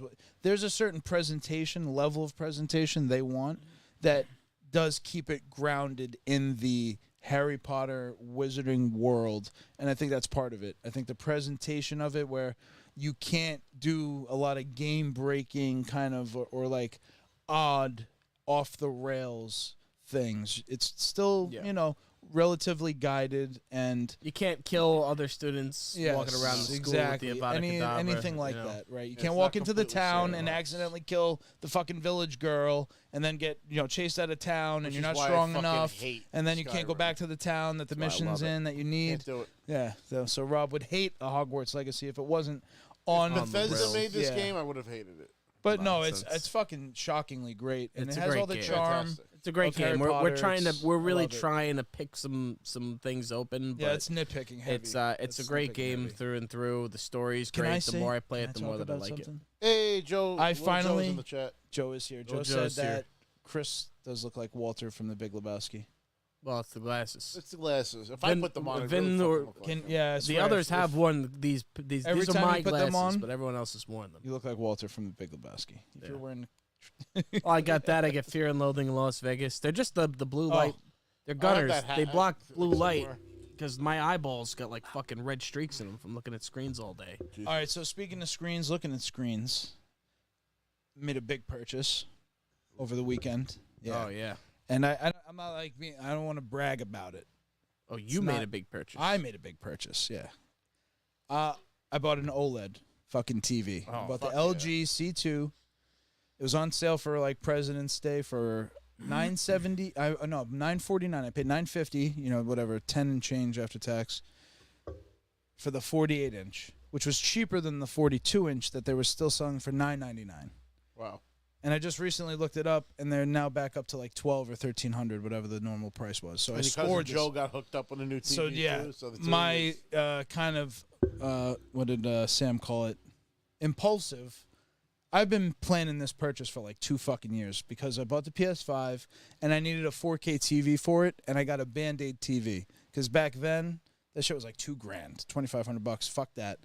But can I say it is the most drastic change in quality, and I'd have to compare it to going like SD to HD. The level, the way that it can do HDR and high dynamic range, because of the depth of black and the pixel and then the brightness as well, it gives the TV, it gives the image a level and a layering that isn't there on other TVs. It's not possible with backlighting. It is only possible through the individual pixel lighting. And I underestimated how drastic it was going to be, well, and it's how a testament fucking to the worth it television, is. How many people have just seen it and like, I need this. It's jaw dropping. because when Hogwarts Legacy was two different fucking TV games. Because of Joe. So Joe Clemente is a member. Oh of the yeah, show. he bought it was right the one away. that told me about this TV. I got it, and then my dad came in my room and saw me playing something. He's like, "Wow, this TV looks fantastic," and I was like, "Well, if the TV in the living room ever starts going, which it happened to start going, we went to the store and got the same size. It turned out to be the same size, 55-inch TV. We got the LG C1, and then the only thing I will say about the TV is that the audio quality is not great, so I do highly suggest getting a sound bar or a sound system or something like that, which is menial. You're probably going to do that anyway. Yeah, it's always we got the Sonos sound bar. That thing is fucking serious. First thing my dad did was he sat down and watched Private Ryan. He was like, I test the sound quality and visual quality of a movie based on how good that movie sounds and looks. It's expensive. I get it. It's trying to tell somebody to spend fucking money like that's. I'm not saying. I'm just the experience that it is providing now, where it is changing not only the games that I'm playing, but all the movies that I'm watching, any TV content, anything I'm consuming is just that much better. The Last of Us was fucking incredible. I was just like, this is why I keep playing. Joe walked in my room, so Joe, my cousin Joe, hadn't watched The Last of Us since the second or third episode. And he walked into my room after work when I was just watching the most recent one, and he just turned and looked at the TV, and he was like, wow, this looks fucking great. I'm going to go watch this. And he watched every single episode, back to back to back. It's just that obvious. So now that finally the prices are coming down, and as they continue to, I hope, I couldn't express how important it is to definitely get this, because I feel like I didn't have a next-gen platform before this TV. You're not experiencing the full experience, Not at all. No fucking way. Not even... wearing foggy glasses over your, experience. Yeah, I'd hate to, stress it like that. You gotta... It's fucking... I was like, this is awesome. Got an OLER. This is so fucking cool. So, yeah. Anyway, that was my big purchase. Very nice. 100% worth it. It was fucking great. Speaking of big purchases, last week we didn't have an episode, but we did do I don't have the clip on here. Game we'll show next week. You don't have the footage for us? It's all right. We had to go live by 8:30. It's not, got a couple of good clips. We went back to the old Tri-County tetanus shot. Yeah, it was great. And Joe's not here. Go figure. Joe was there for the Tri-County. We didn't film an not episode here, last so week. You said the Tri-County tetanus. Yeah. Yeah, well, that's it. Yeah, now he's sick, so maybe he got sick from the Tri-County. Probably. I mean, we brushed went up down against to it. that Was he arcade, touching and stuff? It was like a shit sandwich in a bag on top of that arcade. So, yeah, there was. Is that a bag of shit? I was like, is that a bag of shit? And I was like, I think there's bread in there. And I was like, I think I'm It's just going to walk away like now. I don't want to touch that. But the game store, what's the name of that place again? I really don't. It's the Tri-County Bazaar, I think. No, the name of the game store. I don't know the name of the game store. I actually never knew. I don't even know if they have a name. It's like one of those things where it's almost like an open foyer, and then there's a bunch of businesses in there. You got a lot of sports cards dealers and stuff like that. But then you go to the second floor and you kind of make a right, you make a left from the stairs, and then on your right-hand side, there's that whole, it goes all the way to the back. It's all retro video games, and I think they have some of the best selection of retro video games I've seen in a store. And that girl was like a freaking archivist. So we brought my, that's great, yeah, and we brought my friend Nicole. She came along for the ride. It was a lot of fun. Nice. And she ended up picking up some games for herself, and then I got some games for myself, and have them here if I figured I'd show them off on the show. Let's see what you got. I'm gonna reposition myself a little bit here, so this way I can grab them. I'm sinking into the couch. I'm like, God damn it! I got one game. I mean, the couch is from Sega 1963, Genesis. so fucking 73. So I walked away from Rob for I don't know 70. 10 minutes. He came back. He's like, "Yeah, I just spent $1,000." No, I spent $570 on video games. Oh my god! Only $5. I mean, Jesus, I just got done. All right, talking so about spending we're gonna go down the list. I forgot the Ninja Turtles. The dragon, the vintage turtles, is the dragon dude, and I got this sewer samurai Leonardo. I know we have it on tape where it's just this is the last Ninja Turtles I'm gonna buy. This is the last one. Probably not. Yeah, it's never gonna be the last Ninja Turtle. No such thing. So the last Ninja Turtle I make is when I die. That's when you know I'm not gonna buy anymore because I'm dead. To add context to what Rob's about to show you, they have almost every game there. So they were missing 2 games that I was looking to purchase at the time. They were missing Mega Man 1 on the NES, and they were missing Battletoads Double Dragon on the Super Nintendo. I was going to buy it so we could play it with I have it. What do you Joe. mean? I have it at home. Oh. I literally have Battletoad Double Dragon Super Nintendo. Yeah, They didn't have the Mickey Mouse game either. We were going to get that because me and Joe were laughing so much about. How much would they want to sell it for? They didn't have it. No, I'm just saying, like, how much? Like, they didn't tell a price. Couldn't even tell you. And we could look it up. How much were those? I'll buy it from you. I don't care. How much were those? How much would No, these? I'm not trying to sell it to you. I'm just curious what the fuck it's worth. Because they actually they'll clean the games in front of you, and then they test them. They put them in the system. It might be rare on Super Nintendo for all I know, and it could be worth more. I think the more common version is the Sega Genesis version. No, it's fine. I was looking at it today because it's down in my computer space, the office. What do you got there, Rob?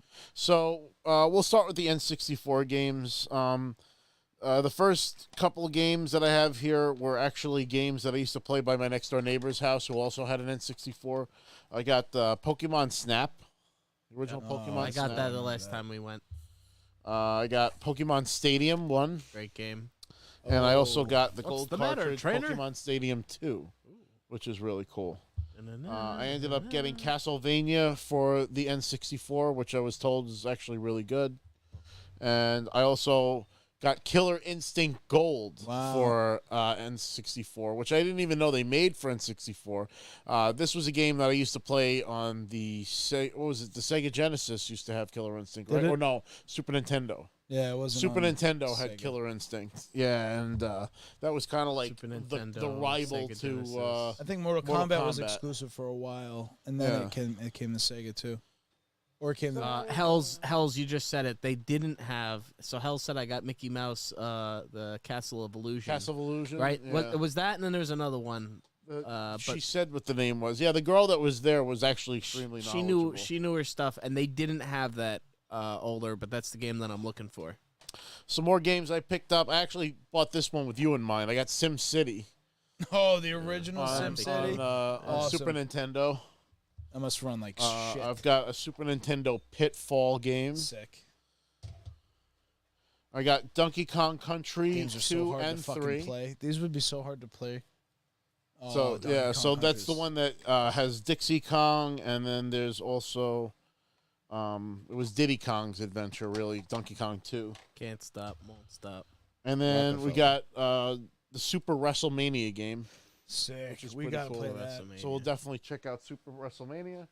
Do you have the four controller adapter for the Super Nintendo? You know what? That's a good idea to probably grab one. It of exists. Those, I'm pretty sure. I think so. I think it exists. Then for the original NES, I ended up picking up Mega Man 2 and 3. I actually didn't own any of the Mega Man games on Nintendo, so I'm still on the search for Mega Man 1.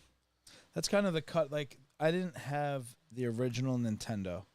You know what I mean? Like, that's kind of the... Well, that's because I had an older brother that had it. That's what I mean. It's right on that line where I just didn't have It was kind of for both of us because we got it Christmas of '89, so I already lived. Like, I was alive, but, like, I was not old enough to have a game system. You know? Yeah, exactly. Because my brother really grew up with Atari and Intellivision. That's fucking hand-eye coordination. Always had to share that childhood systems. Yeah, it was never just a gift for one. And then the last one... Oh, by ActRaiser, by the way. Which was really cool. I didn't even know existed. Awesome. Is a Dick Tracy game for the Sega Genesis. Now, what's more common is I have a Dick Tracy game for the NES. But, I mean, this is minty. It's got its original instruction manual and everything in there, too. The sticker's in perfect condition, and... even my dad was like, "Oh, that's pretty cool," because my dad's a huge Dick Tracy fan. Yeah. And I found out recently that the reason why you'll never see a Dick Tracy movie or anything is because of a petty war that Warren Beatty is having with studios, because they wouldn't allow him to make a sequel or do anything with the character.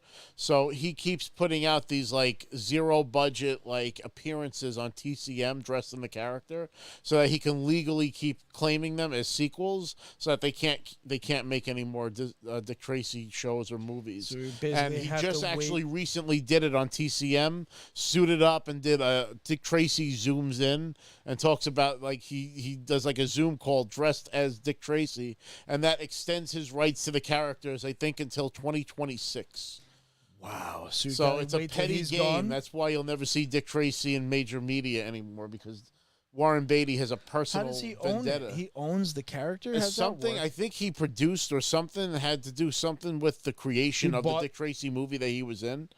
And so the Dick Tracy movie is the original content. It wasn't from a comic. Oh, well, Dick Tracy's existed since the 30s. Well, that's what I mean. I'm just he was created by the Chicago Tribune. And they can still produce the comics, but as far as media distribution, there is some kind of rights that Warren Beatty keeps refreshing every couple of years. So this way he... ChatGPT. What the fuck's Warren Beatty's deal with Dick Tracy? Yeah, it's...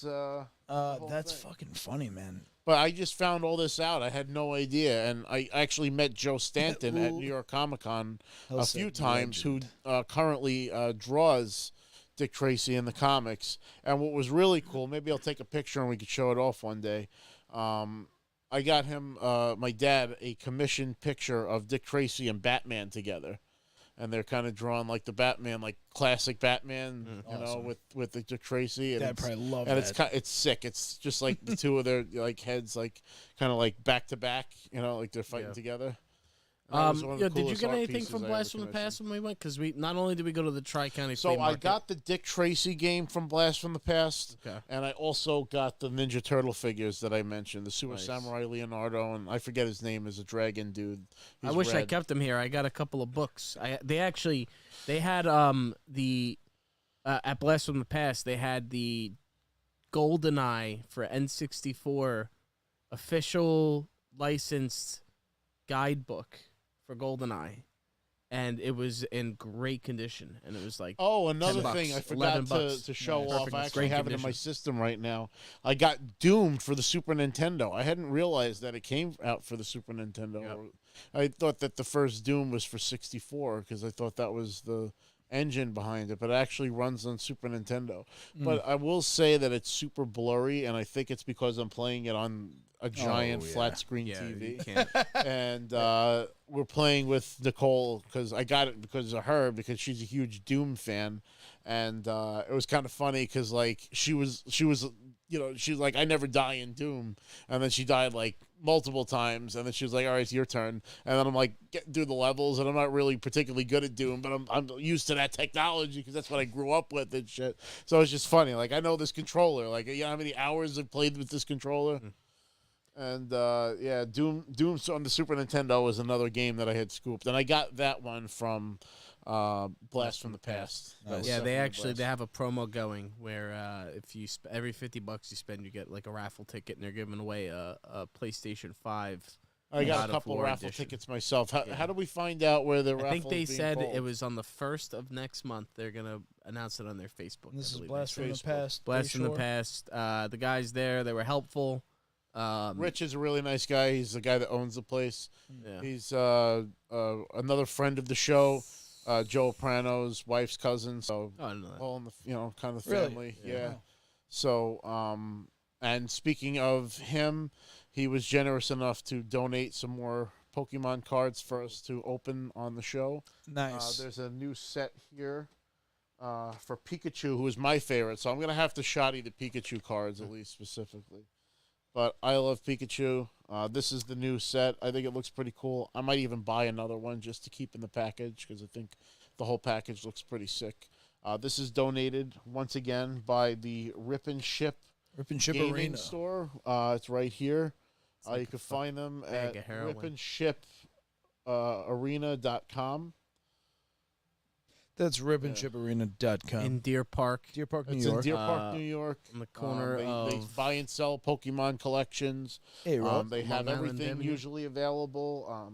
But you're out of luck because I bought the very last yellow Japanese I got a pack of those yesterday. I got the very last one. Jesus. And Yeah, I you got guys are keeping Joe in business. Huh? Joe got us addicted to freaking collectible heroin. See, you're smart, man. You know, so it's called this promotion, is bud. this is the violet. So I got that set. box. I actually pulled a card in there that's There's worth only like one more in their $250. whole store, so Really? because they had no more on the shelf, and then they looked in the system and they said there was 2 more in the back. So they were telling me grabbed one there's a too. card in there that goes for like $500, and I actually saw it go up to $1,000. Well, you got one that's worth like $250 or $250. something. Yeah, I got what the box was worth. I think that box is like $112, and I doubled I am that. not participating in the Pokemon card collection. Don't do yourself the favor. It's Spare like the new yourself. fucking Funko Stay Pop out of shit. this Spare one. yourself. I play Pokemon Go. It's fun enough. It satisfies the craving. Well, But you guys have had some good scores, so that's cool. I You guys love have these I got a cards on the solid cards, and that's collection. really Looks where I great. get the Yeah, of enjoyment course. out of them. We'll open those kind of passively as we. Let's Of talk course, about the yeah, we're next not gonna subject. derail the whole Rob, show take a look for- at the screen. I want you to see this. Blah blah blam. You saw that? It was Nice. a little quick, Well, but that was Baraka right you like there. that, right? Oh, we'll go back was to that that Liu quick. Kang and Baraka? Blah blah blam. That was Liu Kang and Baraka. Wow, Yeah, I'm yeah. good. Come on, I saw that for like a split second Yeah. and knew exactly where they were from. Subliminal. That was quick. So actually, when me and Rob were Mortal talking about what we're Kombat going to talk 2 about action. today, tell us more about the Tarkartans, Rob. The Tarkatans. I wanna know more about the, people of Baraka. Outworld. So Outworld is where Shao Kahn has like his dark throne, and that's basically where his kingdom is.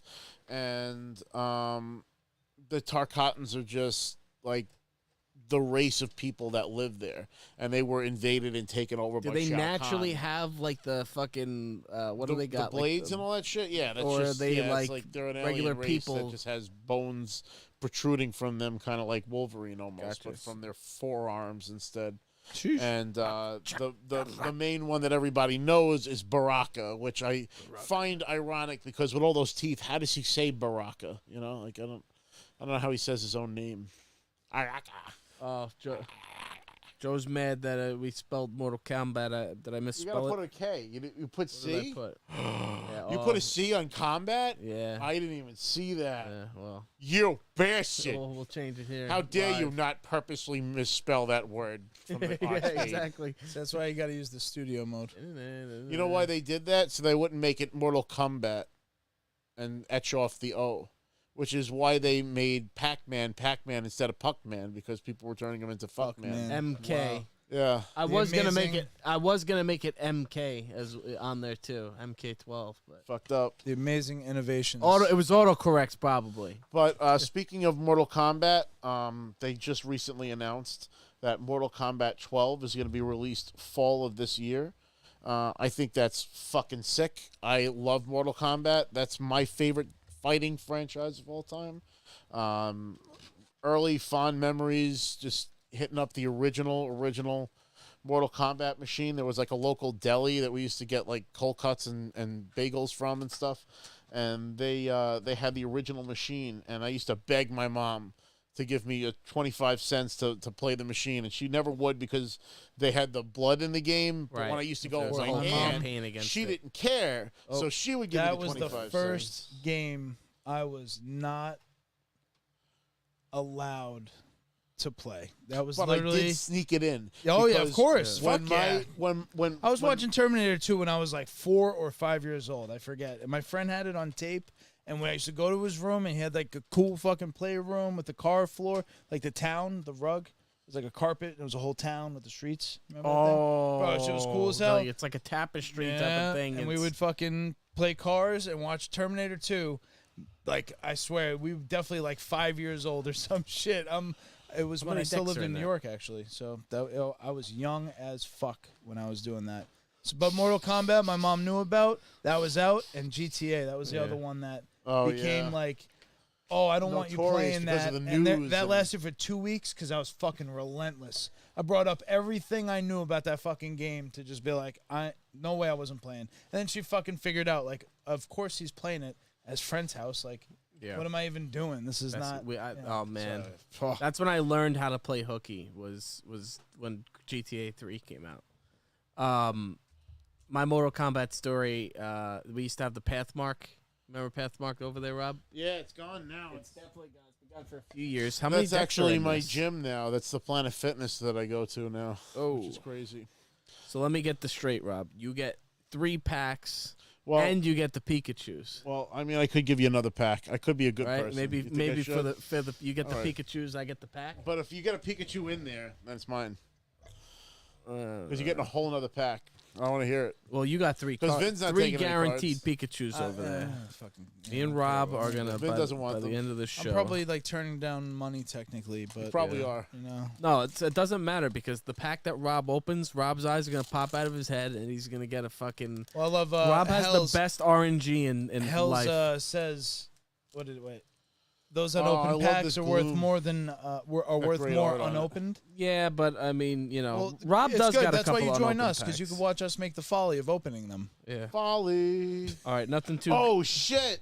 See, I told you. Radiant Charizard. Oh, nice. Yeah, beautiful. A couple of those. Yeah, very nice. Radiant Charizard. Look at the smile on him. You got the shitty grin. Yes. I got a Kyogre and Shaman. So I got a Luxray, but it's not a holographic. Nobody gives a shit. Worth billions of dollars. It's unbelievable. Yeah, the only. Tekken is better than Mortal Kombat, says Hells. You know what? And I'm gonna say Soul Calibur is better than them all. Well, Tekken is 3D, Soul so yeah, is definitely Mortal not better Kombat for the than longest Mortal time was Kombat. Are you 2D. fucking kidding me? Just Tekken a wider was range 3D of right weapons. Off the bat. No.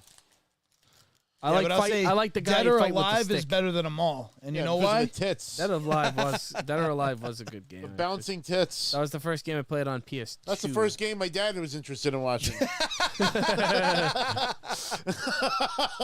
Ooh, that's fucking great. Rob, you got a Radiant Charizard. I got a Charizard V-Star. Ooh, that's very kind of nice. cool. The V-Star universe. Ooh, wow. What There the it fuck What's is this he got? thing? What's he got? Zoroark V-Star.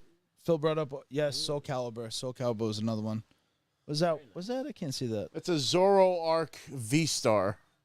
Oh, that's cool. Sure. Yeah, I'd like to catch that's that and go. That's a full art card, dude. too. Speaking of Chris, like we have to fight that fucking Latios, whatever the hell it's called. And then we got me. It's a Chunkachu over here. Holy hell! That's a big That's chungus. cool.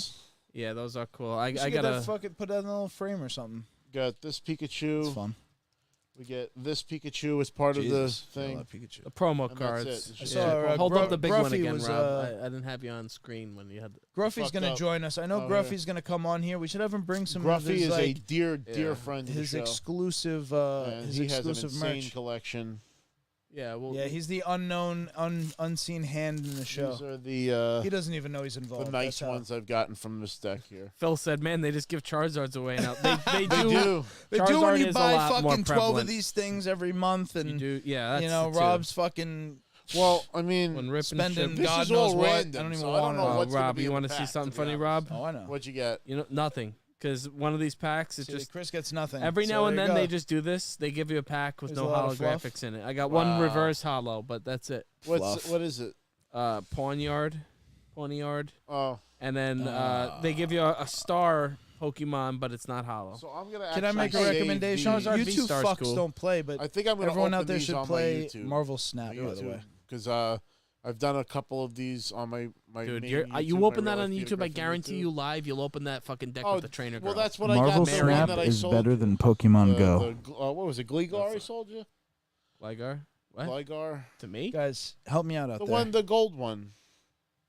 Not a Gligar. Marvel Snap I is forget who better it than was. Pokemon Go. You're saying that you The gold card a I game. sold you. Giratina. Pokemon Giratina, Go is a that's what money it pit was. of collecting addiction. Giratina. I Yes. forget some of the newer Marvel ones' Snap is a names. real game, and it's better. Marvel Well, Snap Pokemon is, Goes. you know, well, honestly, And I love Go. I can't commentate That's how on good the Marvel Snap goodness is. of the Pokemon game because I don't play the game. I don't play card games. I don't like them. I know me either, don't but enjoy them. Jesus. I try to enjoy them, but I like believe me, if I was into the Marvel Snap, I'd be playing with you guys. But I don't care for it. Love it. It's not my kind of game. I just don't follow Marvel enough. That's It's kind You of. don't I know really you need don't to follow to. Marvel to Everything, play what? the game because the Yeah, cards have specific Even abilities. Joe and they said tell Joe you doesn't what watch they any do. of that shit. And It's Joe about was like, strategy. "Oh, this is so Right. cool because I'm seeing all these characters, and now I'm actually curious. You're learning because more. there's all these great like artworks and shit, like you're saying with these fucking Pokemon cards. And all I'm saying I is, get you. there's a free, awesome version of this, and there's a cool like strategy game built into it, similar to Pokemon. You guys don't even play. I say Pokemon should have the equivalent to this built into Go, or a different game because it would be a shitload of fun. Holographic cards. Cards, I'll go ham on that. That would be a lot of fun. And then playing each other, actually using it, you would know more about those characters. It would be more than just the cool artwork. Thank you to the Rip and Ship Arena for thank you for the generous donation to the show.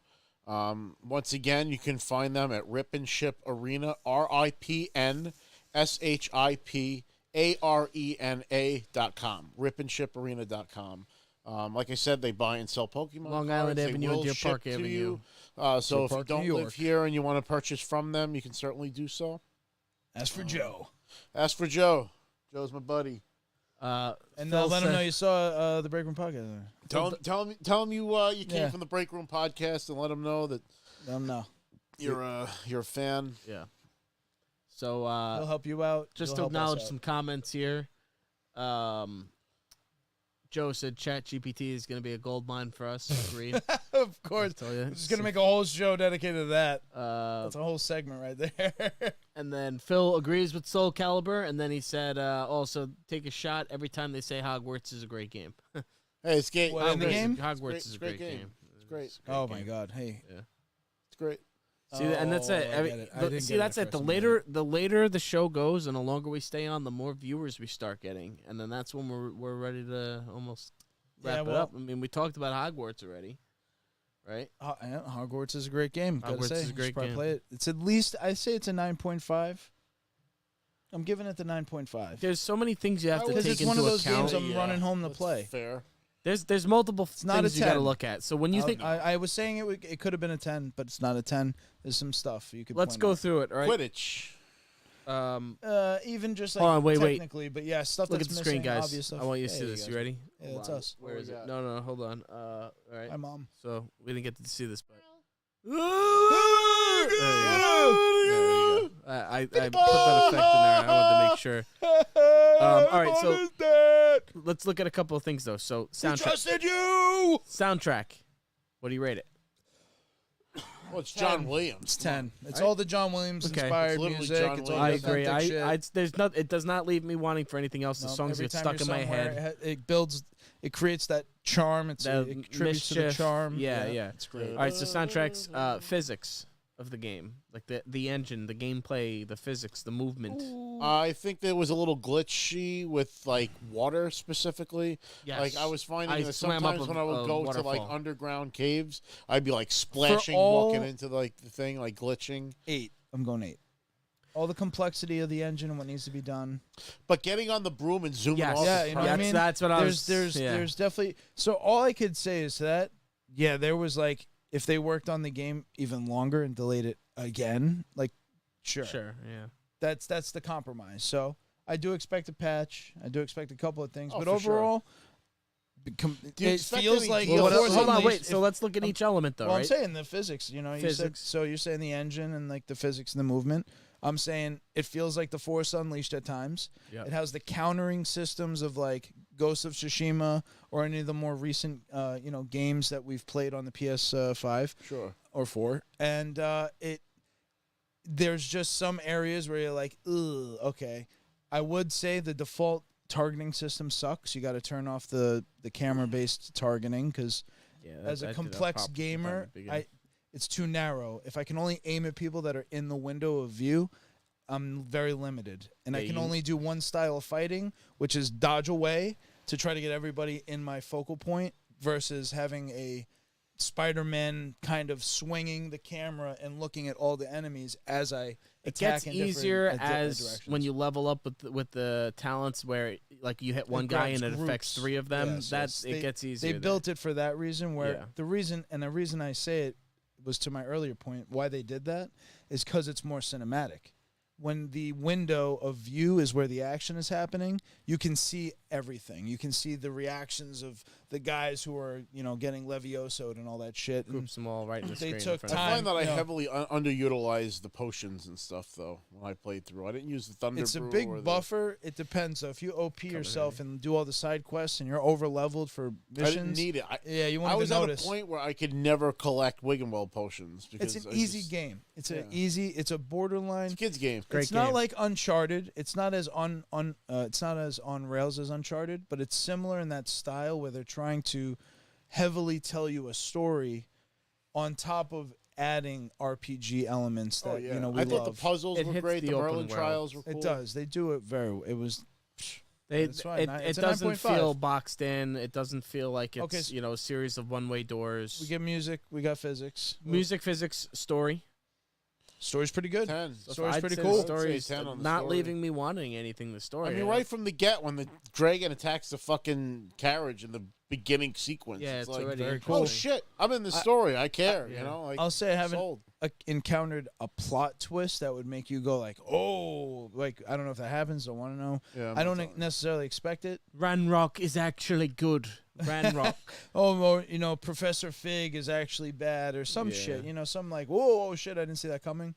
But otherwise, yeah, it's like it's definitely it's a fun narrative. So I'm Great going story. I think that all of the a 9. I love the way that they introduce you to all the different spells, just like you're introduced it when you're reading the books and when you're watching the movies. You go to class and you learn these things, and you have the same experience that Harry goes through, where it's like you're potting the mandrakes, and you're learning Leviosa, and you have to practice it, and I like that they teach you in that context. What I wonder is if they're gonna do a sequel. Do you do that all over again, or do you just I have a feeling it's going to be year 8, and you're going to have more complex spells. I think they're going to fine tune stuff. I'm wondering if there's going to be a DLC.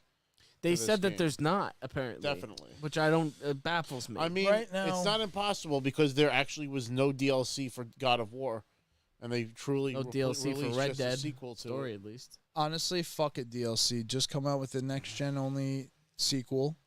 Get to work. Fuck it all, because that's what you want, right? Like, if they didn't plan it in advance, you know how long it's going to take for them to do it? Fuck. That's not good. If they don't have Quidditch in planning, or they have I'd none be of that okay ready. if they released that as like a DLC, though, Quidditch. No, I want $20. The only reason I Alright. say it like that is because I want the next gen only version. I want the version built on the next gen engine. You can't split your. You know what would be really wild is if they had the technology where the games can kind of talk to each other, and like say you had like a separate game just for Quidditch where people can play online, but then you go back into the Hogwarts game and they're like talking about the score and shit you did in the other game. We were talking about it, even trying to come up with a concept around what it would be like to play first. Yeah, I wonder how. Are you Quidditch playing would play computers, as which you assume you would be because it's a fucking. So then, how does catching snitch work?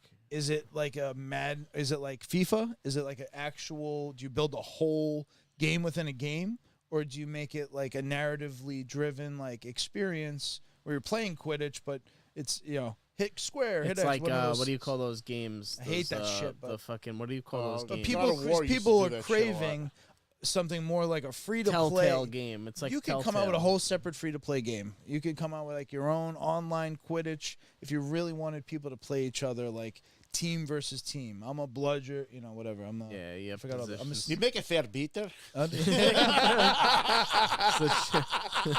Seamus Finnegan says But that. that's tough, man. That's 3-dimensional soccer. That's that's very Yeah. difficult. 3 different balls, different position. It's Yeah, like balls. not- How do you see the snitch? How do you catch? That's what I wonder about the most. And then I don't think the It's game just is a little more robust enough to complex. support it. and it would require a lot of resources to make it happen. Yeah. And you question, is that actually possible? And the game in the stands on context its of the own game. without it right now. So. Definitely.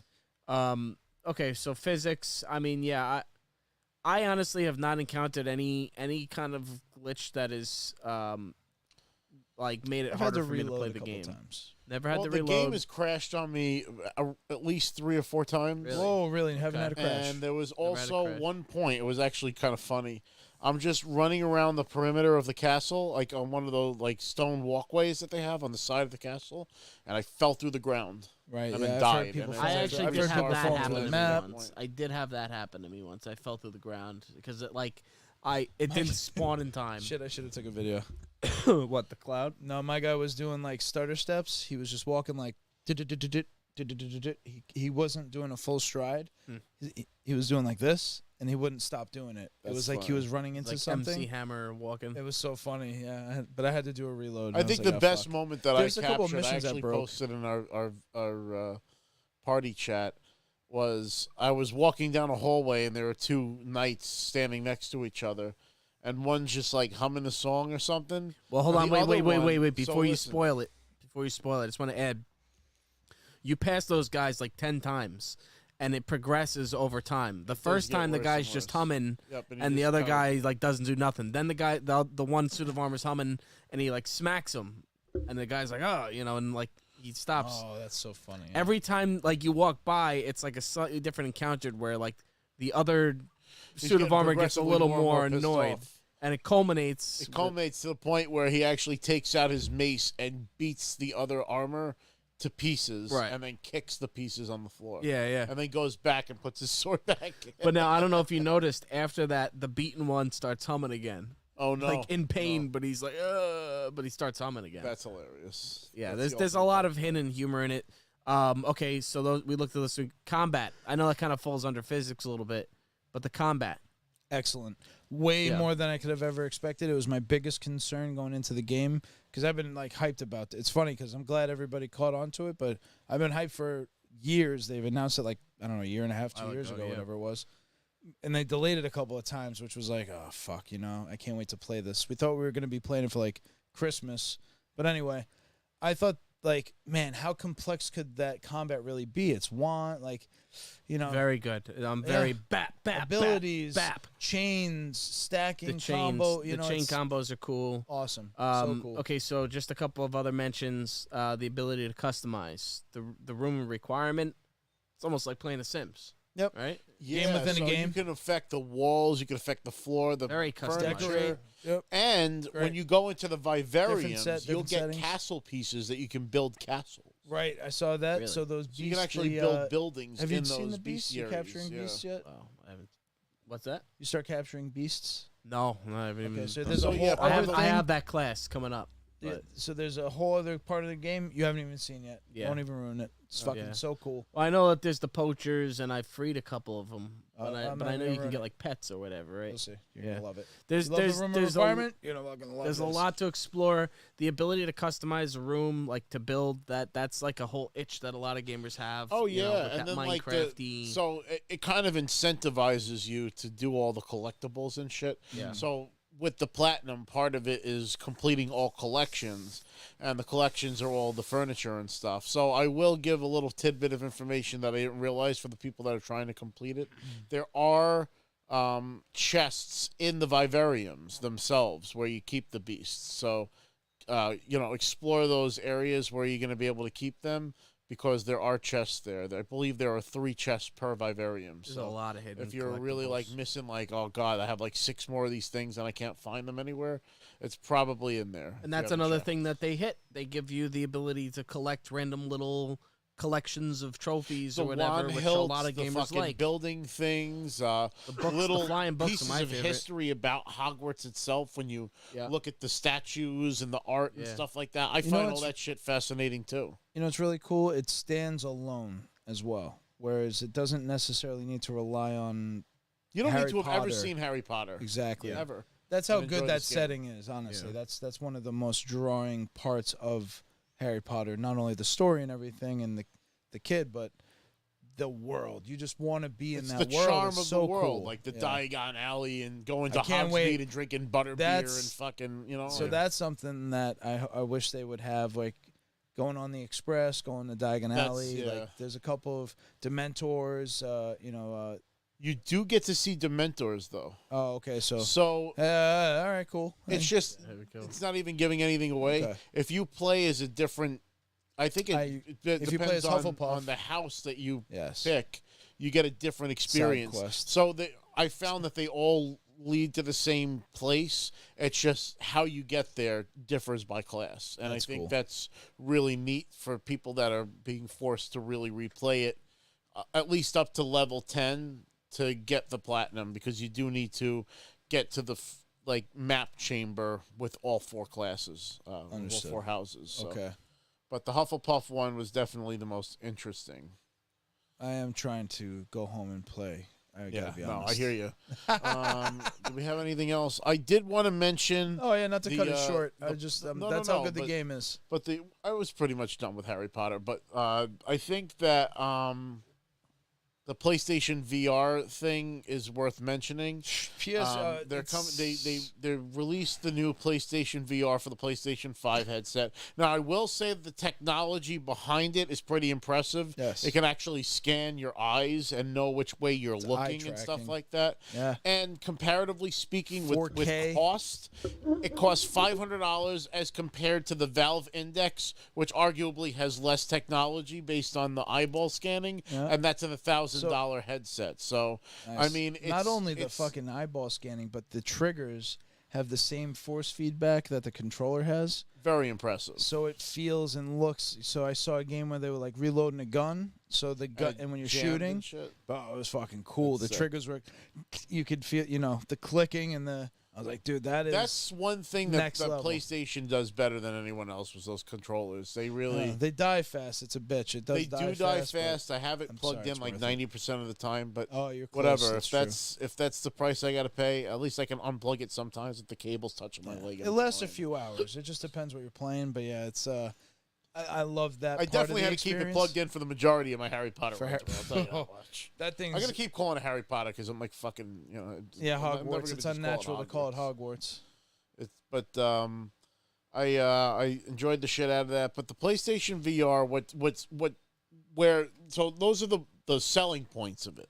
Those are the good points of $550 fucking dollars. But where I find my problem with it is that from what I've told, and tell me if I'm wrong, you can't go backwards compatible with it with PlayStation 4 VR games that you might have purchased or titles.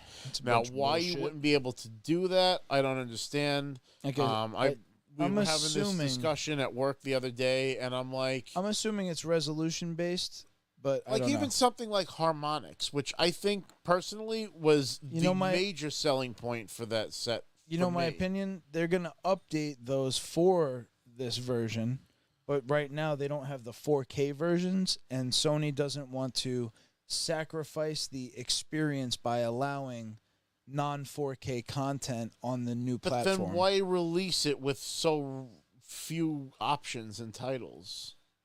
I mean, it's I think there's maybe 8 they things already you can know buy for it they already know it's a very special, unique market still. Because it's in its infancy. Well, what I found is that while the VR headset's experience is awesome, it's not sustainable in gaming. At all. If they want to grab your attention for 3-4 hours, as they typically do with games these days, you're getting a maximum of 45 minutes to an hour before you really start feeling the weight of that thing on your head, or maybe start getting a headache or something like that. I think right now there hasn't been the fidelity required to create an experience that demands, let's say, like the storytelling that would grip you in a way where you would try to go past that barrier of pain, let's say, like discomfort, let's call it. Some games, you're just like, all right, I'm done. But others, you might like try to, you know how your eyes get late at night and you're just still pushing to play. So I'm just saying that if the game was interesting enough, so maybe now that there is the fidelity, you're talking 4K and soon to be OLED screens. That's what's fucking this close. People want to argue about the price point, and I think it's on par with that's for now what's out there already. Definitely, if you're going to compare it to the Valve Index, it's probably a better buy. Ease of setup, ease of use, quality, and the overall experience, I think, warrants like, okay, I think that's a value, but I'm not willing to pay it based on what you said. It's limited. Yeah, it's not something that I'll be investing in just yet. It's like I had bought the PlayStation 4 VR headset. What happened to be the day it came out, as I went to Best Buy and just happened to have it on display, and I was like, oh, what's this? And they're like, oh, this just came out today. It's a VR set, and it had a whole set. It had the thing. It had a stand. It had a couple of games, PlayStation Worlds it came out with, and it was this almost like a demo disc of VR games. Yeah. I mean, it had some really awesome experiences. It had a deep diving experience where you can see sharks and shit. Your house, or if you just wanted to like see regular fish without like an encounter that's scary, you can do this like thing where like you're laying on a skateboard or something like that, and you're rolling down the street and shit, and you just kind of like go like this to avoid like traffic and stuff. I remember trying it. You had the headset, and it was the first time I had ever tried VR. So sitting in your room, pop the headset on, and you are absolutely transported. I will say the feeling of where you're mentally not in the physical space you're in is definitely there. That illusion of feeling where you're being shown, it was there. I was like, wow, I absolutely do not feel like I'm talking to Rob and, he's sitting next to me.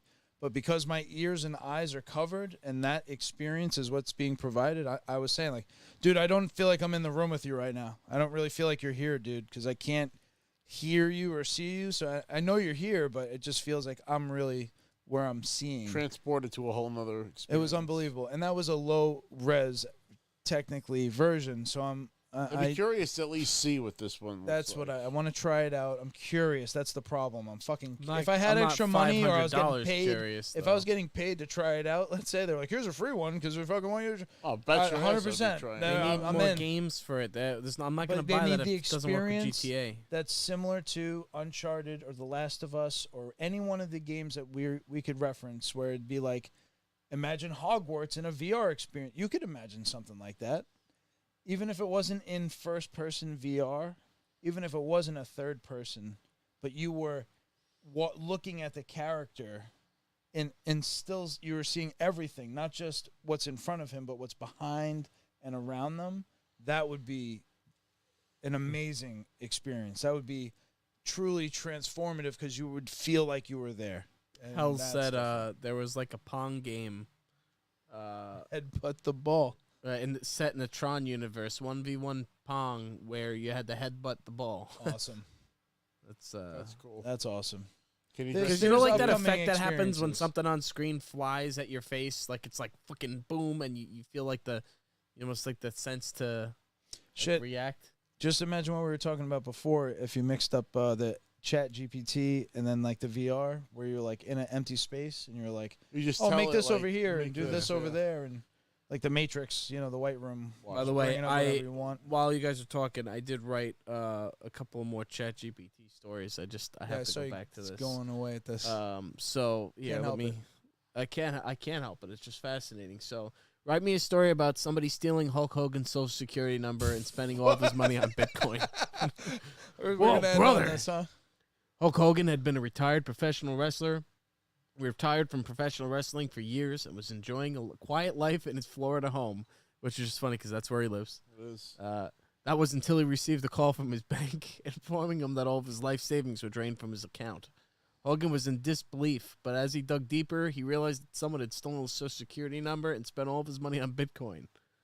And it goes on, and apparently he has to go to Eastern Europe to confront his robber.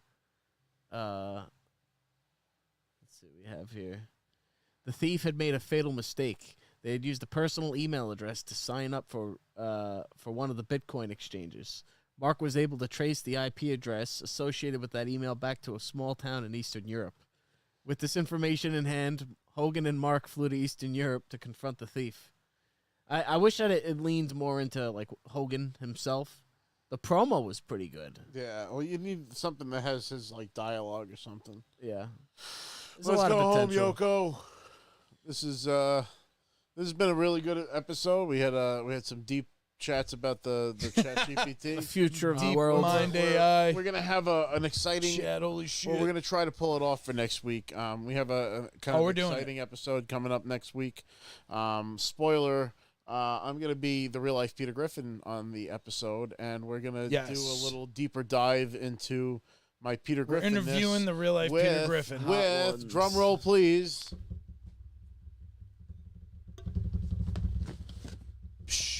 We got the hot ones. All right. Hot sauce gauntlet.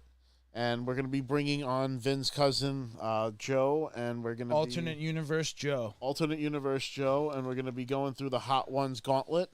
Oh, and yes. that's going to be... Joe's going to do it, and it's going to be impressive. I'm going to tell you guys right here, right now, he can crush that shit, and none of us are going to be able to We're all going to be dying. We're all not going to be able to dying, hang. but No way. I'm Lucky if you willing even to get me to sacrifice my fucking take a body for bite the on success that of the show. Oh, I can't wait to see Chris. That's going to be the whole episode. Us just egging Chris He's going on. to be the biggest bellyacher. Like, I'm not gonna do it.